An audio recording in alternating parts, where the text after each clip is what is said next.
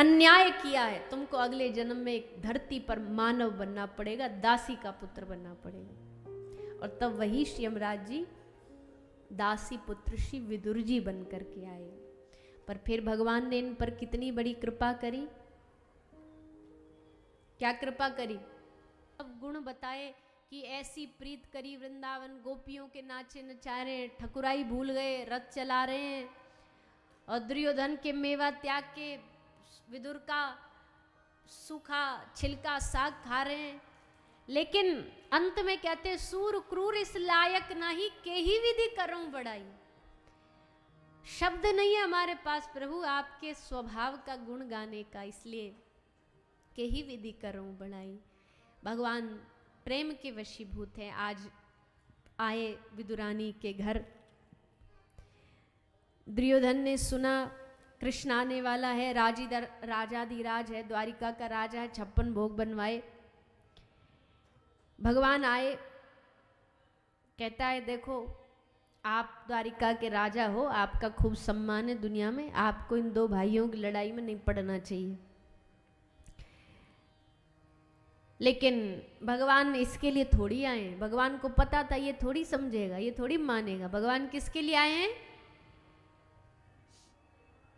बोलिए ना, किसके लिए आए हैं। भगवान तो अपने परम भक्त श्री विदुर जी विदुरानी से मिलने आए हैं। विदुर जी भागे भागे आए विदुरानी के पास। अजी सुनती हो, बड़े उत्साह में। विदुरानी पूछा अरे काय को बुढ़ापे में इतने हाँपते हाँपते नहीं, धीरा चला करो। विदुर जी बोले क्या बताऊं विदुरानी, आज की खबर ही ऐसी लाया हूं। बोले क्या खबर लायो। अब पता है वो आ रहे हैं। बोले कौन वो आ रहे हैं। अरे बाबरी वही आ रहे हैं जिनको रिझाने, जिनको मनाने का हम दिन रात प्रयत्न करते हैं, दोनों भजन करते हैं। और मैं जानता हूं विदुरानी वो हमारे लिए ही आ रहे हैं, दुर्योधन के लिए नहीं आ रहे। वो तो उनको पता है कि युद्ध तो होगा, फिर भी वो झूठ मूठ का नाटक करके शांति दूत बनके हमारे लिए आ रहे हैं। हमारे 12 वर्षों का जो हमने इस झोपड़ी में रह कर के साधन भजन किया, उसका फल देने आ रहे हैं। विदुर और विदुरानी बड़े आनंदित थे। विदुरानी ने पूछा आपका परिचय है उनसे, वो जानते हैं आपको, पहचानते हैं। घर तो तभी आएंगे ना कि जब जानते हो। जानते हैं आपको। तो श्री विदुर जी महाराज की आंखों में अश्रु आ गए। बड़े खुश होके श्री विदुर जी ने कहा हाँ, अरे जानते नहीं, मुझे बड़ा प्यार करते। जब भी इस हस्तिनापुर आए ना तो सबसे पहले पूछते विदुर कहाँ है, हमारा परिचय पूछते हैं। और हमको पता है प्यार से क्या बुलाते हैं, क्या बुलाते हैं, हमको प्यार से काका जी कह के बुलाते हैं। दुरानी बोली अच्छा अच्छा, आप काका जी काका हुए तो मैं तो उनकी काकी हुई, तो मुझे भी काकी जी बुलाएंगे क्या। बोले बिल्कुल बुलाएंगे, जब घर में आएंगे तो उनसे बात करना। सब बैठे, अभी कुछ नहीं पता, ये भी नहीं पता आएंगे कि नहीं आएंगे, पर पूरी प्लानिंग चल रही है। और भैया यही होना चाहिए, भक्ति में भरोसा होना चाहिए। आए ना आए तैयारी तो पूरी रहनी चाहिए, तैयारी तो पूरी होनी चाहिए। कब आ जाए क्या पता, कब मौज आ जाए उनकी। तो काकी कह करके बुलाएंगे। कितना कितना मधुर लगेगा जब उनके मुख से मैं पहली बार अपना नाम काकी सुनूंगी। तो खूब खुश हो रहे हैं दोनों। विदुरानी बोली तुमने इतना सब बना लिया, पहले ये बताओ न्योता निमंत्रण दिया उनको। बोले हाँ।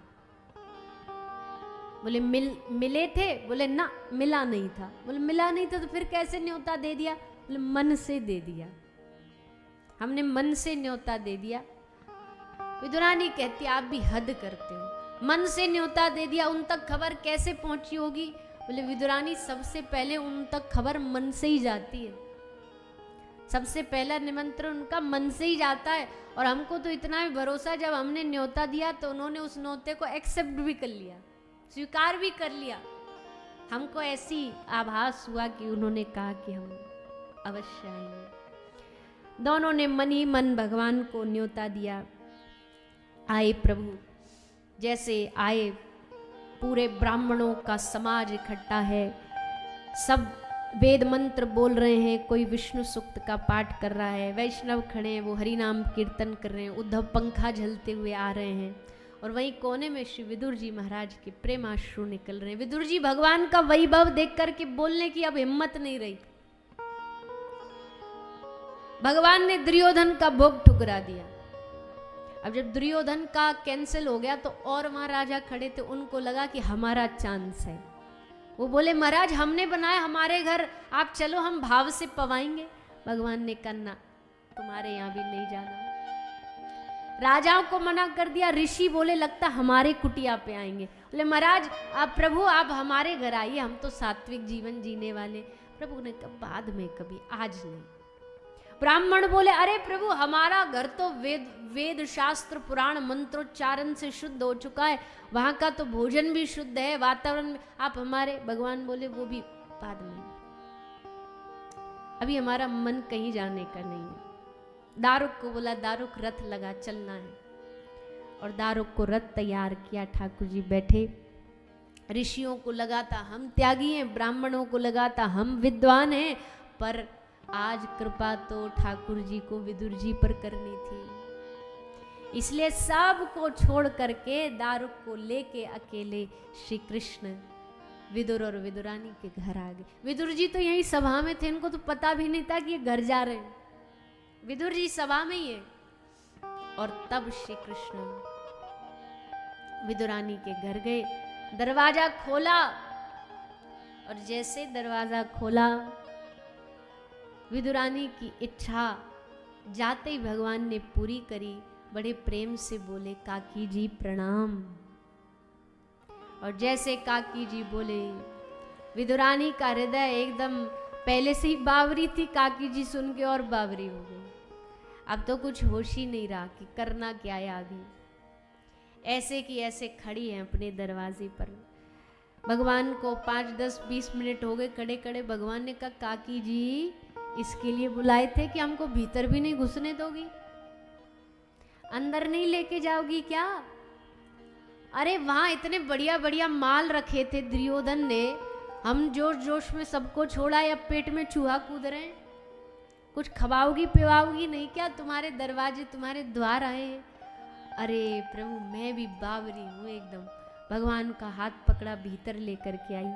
आसन पर प्रभु को भगाती डोल रही है इधर से उधर। ना ना प्रभु यहाँ नहीं, यहाँ नहीं, हवा नहीं आ रही, यहाँ चलो। वहां से वहां बिठा रही। ना ना प्रभु यहाँ गंदगी है, इधर नहीं इधर। भगवान बैठते फिर उठा देती, बैठते फिर उठा देते। ठाकुर जी बोलते हम दुनिया को नचाते हैं, हमें नचा रही है। पर प्रभु नाच रहे हैं। और फिर भोजन की जब बारी आई, कोई 56 भोग नहीं है, कोई व्यंजन नहीं है, कोई मिष्टी कोई मिठाई कुछ नहीं है खिलाने के लिए। तो लेकर के रसोई घर से विदुरानी जी केला का प्रसाद लेकर के आई, और केला लेकर के भगवान को पवाती गई, छिलका लेकर के, और गिरी बाहर फेंकती गई। विदुर जी को किसी ने सूचना दी आप यहाँ क्यों बैठे हो, जाके देखो तुम्हारे घर में क्या उत्सव हो रहा है तुम्हारी कुटिया में। और भागे श्री विदुर जी, और भागे भागे विदुर जी आए, देखा भगवान का स्वागत सत्कार हो रहा होगा, पर ये कैसा स्वागत। विदुरानी तो स्वागत में छिलका खिला रही है भगवान को। श्री विदुर जी ने आके भगवान का हाथ पकड़ लिया, विदुरानी का हाथ पकड़ लिया। अरे बावरी तू क्या कर रही है? तूने देखा नहीं वहां सभा में कितनी लोगों की लाइन लगी थी, ठाकुर जी सब छोड़ के यहाँ आए, और तू उनको ऐसा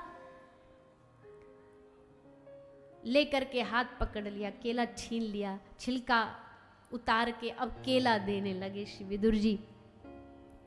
विदुर जी को जैसे देखा, भगवान ने मुस्कुरा के कहा विदुर जी सॉरी आप लेट हो गए, हमारा तो पेट भर गया। अब जितना हमारे पेट में जगह थी विदुरानी ने इतने छिलके खिला दिए, अब गिरी की जगह बची नहीं। अब तो हमारा पेट एकदम तृप्त हो गया, भर चुका है। विदुर जी भगवान के सामने खड़े हो गए। थोड़ा सा संकोच हो रहा है कैसे भगवान से कुछ कहूँ सेवा के लिए।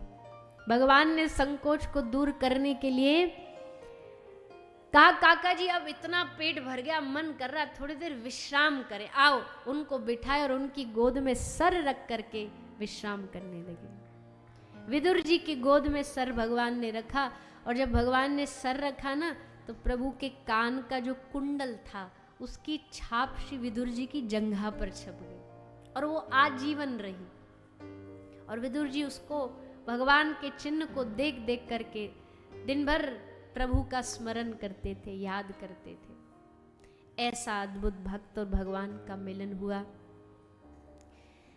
भगवान जब जा रहे थे पृथ्वी छोड़ के, तब भी उन्होंने विदुर जी, उद्धव जी सामने खड़े, उद्धव जी को कहा, उद्धव मुझे अपने विदुर की बड़ी याद आ रही है। पर वो तीर्थ यात्रा पे गया है, जब मिले तो उसे संदेशा देना कि हमने उसे स्मरण किया। याद करते करते गए।